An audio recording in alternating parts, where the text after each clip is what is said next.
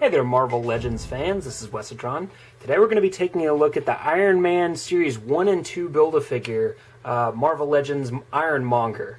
I know that's quite a bit of a mouthful right there, but basically this is the guy you put together over the 2 waves of Iron Man 3 figures that they had released in the past, I don't know, like 6 months or so.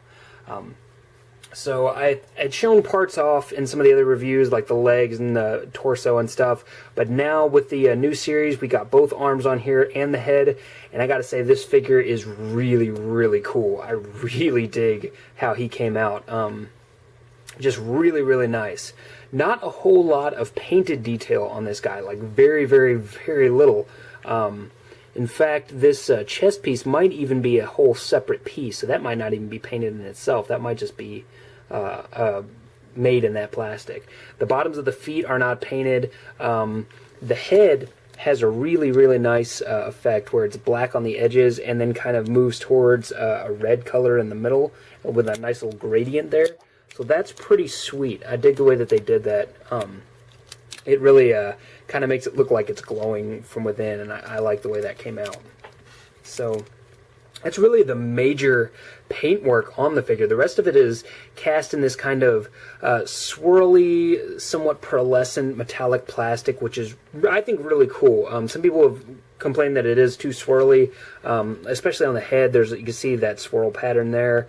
For me, that's not a huge deal. I don't think it's that weird because I'm used to it, I guess, from having toys over the years, but some people wanted a more solid color, maybe painted in the metallic blue, and I understand that, but for me, I think it works as far as, building a larger figure.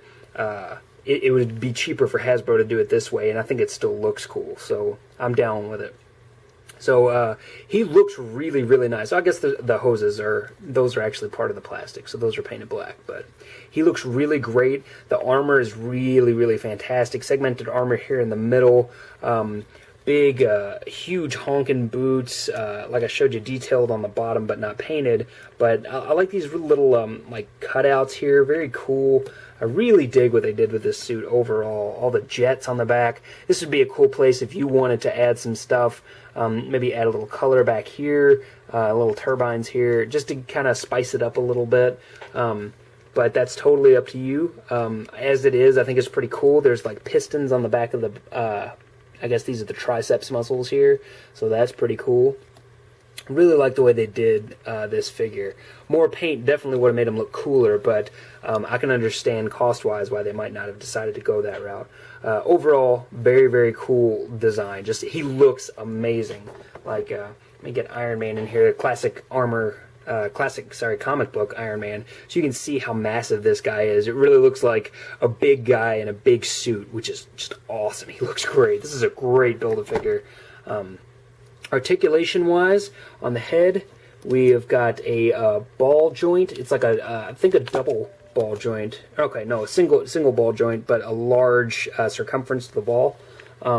So there's nothing really to hinder it once it's in there. So it's got a lot of nice motion. So side to side is pretty good. Back it can go a little bit, but what's great is it can go down very far. So it makes his kind of imposing poses really, really cool.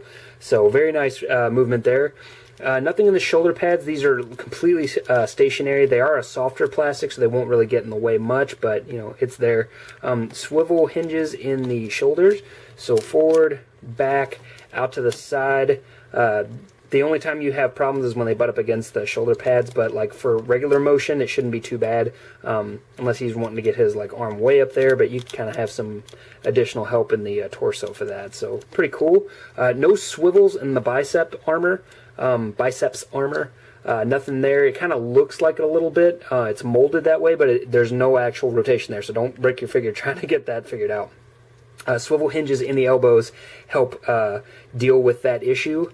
So you've got a hinge there, which gets you close to 90, if you can see from the side. Well, maybe not that close, but pretty good. But certainly not a perfect 90 degrees. And then you've got rotation, which is cool. Just, of course, same deal. Don't go too far with this so you don't, tear up your hoses here.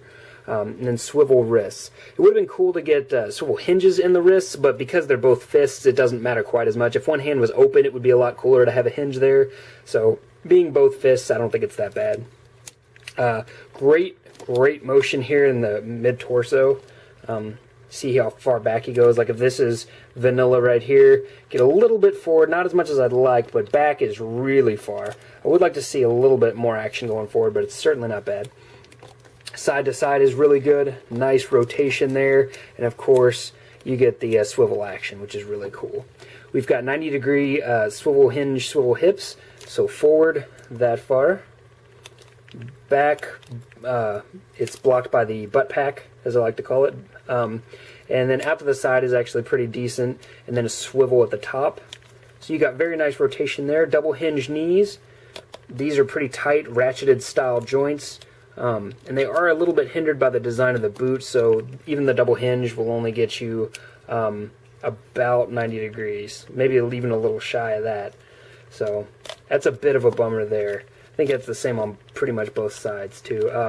What's interesting is they've got these great designs here on the back of the hips, or on the back of the knees, so that it looks like pieces of armor, like almost like clockwork, like gears. But they do have one part, you see that, where it sticks out further than the rest? That's what actually butts up against the armor and prevents it from getting a little bit of a deeper bend. So I'm wondering if they had some stability issues or something. I'm not sure why they would have cut that one a little bit longer than the others, but hey, I don't work as the designer, so I can't really say what the rationale there was. And then the feet, we have the newer style Hasbro ankles, so they go left and right, down and forward, and then have the rotation joint there so that in wider poses he can still stand flat-footed, which is cool. This one that I had in the past, he's got a lot of rear kind of blockage. See that, how it kind of butts up against that piece of plastic? On the other foot, the right foot, it's got a little more clearance, so it's got a little more motion in there. Not a lot, but as far as just like, you know, standard vanilla poses, he's totally good to go. When you start getting him in action poses, as long as he doesn't get in like super acrobatic poses, he's still got a lot of great stability. You can see how easy he is to pose too. Like his feet just kind of naturally graft to the floor, which is really, really cool. So I really dig this guy. I'm so glad that I ended up getting all the figures. I wasn't sure that I was going to go through with it all because they're all kind of like lots more Iron Man, and it's like I've got 100 Iron Mans already. So I am glad I decided to go through just for this guy. This guy is really cool. Totally dig him. If you get the chance to pick him up by picking up the figures, that's awesome. If you want to get him loose on eBay, as far as those prices go, people have been going nuts on Build-A-Figure prices in the last couple years. So I would say this guy's probably going to go anywhere from probably $40 to $60, maybe up to $70. That's on you, whatever you want to pay for that. But if you can get the figures, I got to say, are pretty solid too. Even though some of them are repaints and everything, there's some pretty cool action figures in there. So yeah, awesome action figure. Definitely recommend it. If you're not a sculptor, but a customizer, definitely pick this guy up because he's got a ton of paint potential here. Just, you know, if you were to airbrush in between the armor plating, paint the hydraulics, paint the backs here, like there's so much you could do with this figure if you're good at painting. So yeah, awesome figure.